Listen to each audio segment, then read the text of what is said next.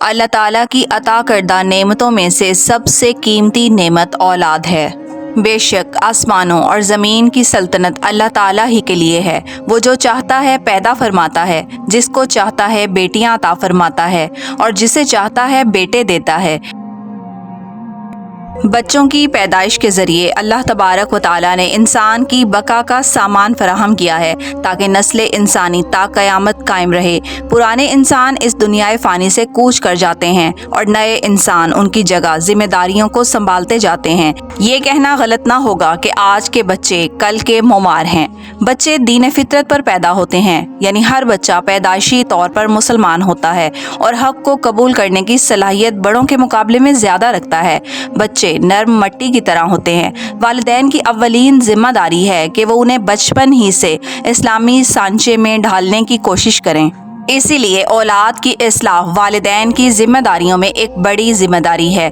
جیسی تربیت وہ انہیں بچپن میں دیں گے، اس کا پھل بڑھاپے میں ملے گا۔ والدین کی 4 اہم ذمہ داریاں بتائی جاتی ہیں اولاد کی اصلاح کے لیے۔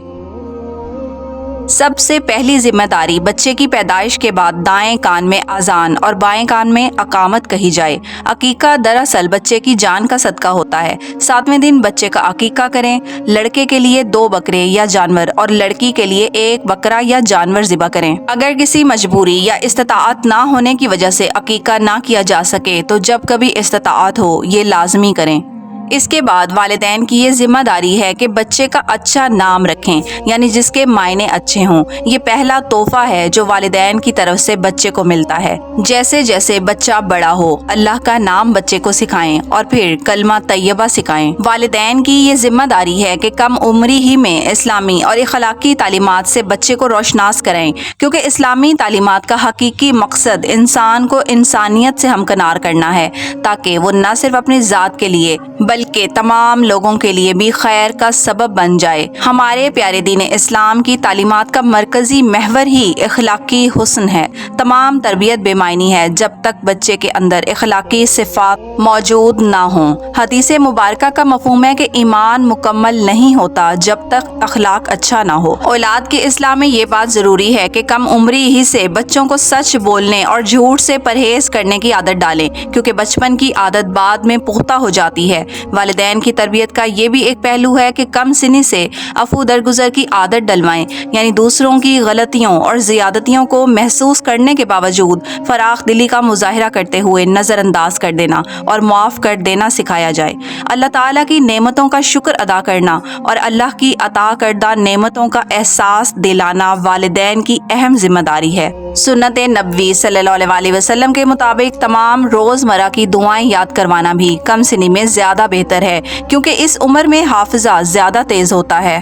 والدین کی اہم ذمہ داری یہ بھی ہے کہ بچے کو 7 سے 10 سال تک کی عمر میں نماز کا پابند بنا دیں۔ یوں پابندی نماز سے انسان ساری زندگی تمام قسم کی برائیوں اور بے حیائی کے کاموں سے بچا رہتا ہے۔ نیک کام کرنے کی عادت ڈلوائیں۔ نیک کام کرنے اجر اور اللہ کی رضامندی، برا کام کرنے پر گناہ اور اللہ کی ناراضگی کا تصور بتائیں، تاکہ بچہ ہر اس نیک کام کی طرف راغب ہو جس کو اللہ تعالیٰ نے پسند فرمایا ہو اور ہر اس برائی سے بچے جس کو اللہ تعالیٰ نے ناپسند کیا ہے۔ یہی وہ بنیادی اصلاحی خوبی ہے کہ جب بچے میں اس بات کا شعور بیدار ہو جائے کہ کون سا کام صحیح اور کون سا غلط ہے، یعنی تقویٰ کی صفات پیدا ہو جائیں، تاکہ بچہ عملی زندگی میں قدم رکھے تو غلط اور صحیح میں تمیز پیدا کرنے کی صلاحیت پیدا ہو جائے۔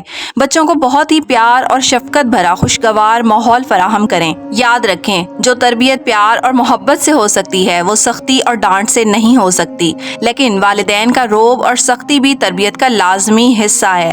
پھر بھی بیجا سختی اور تشدد سے پرہیز کیا جائے، کیونکہ اکثر ایسا دیکھنے میں آتا ہے کہ بیجا پابندیاں بھی بچوں میں بغاوت کا عنصر پیدا کر دیتی ہیں۔ ہر بچہ فطری طور پر مختلف خصوصیات کا حامل ہوتا ہے، اس کے علاوہ ذہنی استعداد بھی مختلف ہوتی ہیں۔ دوسرے بچوں کے ساتھ بالکل بچے کا موازنہ نہ کریں، ورنہ بچہ احساس کمتری کا شکار ہو جاتا ہے۔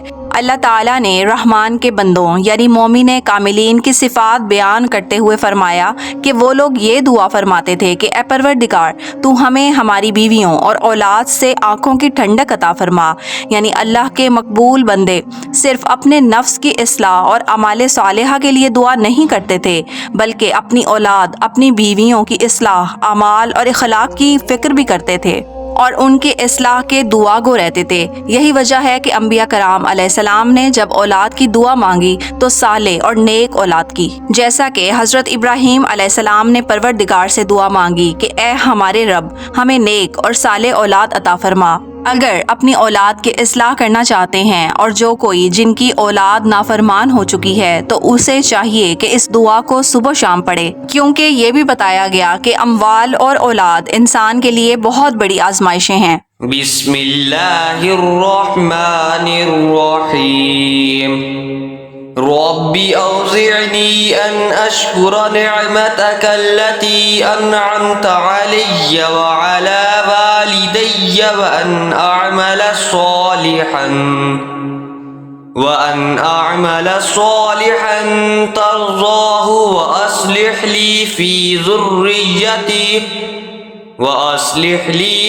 ذريتي إني تبت إليك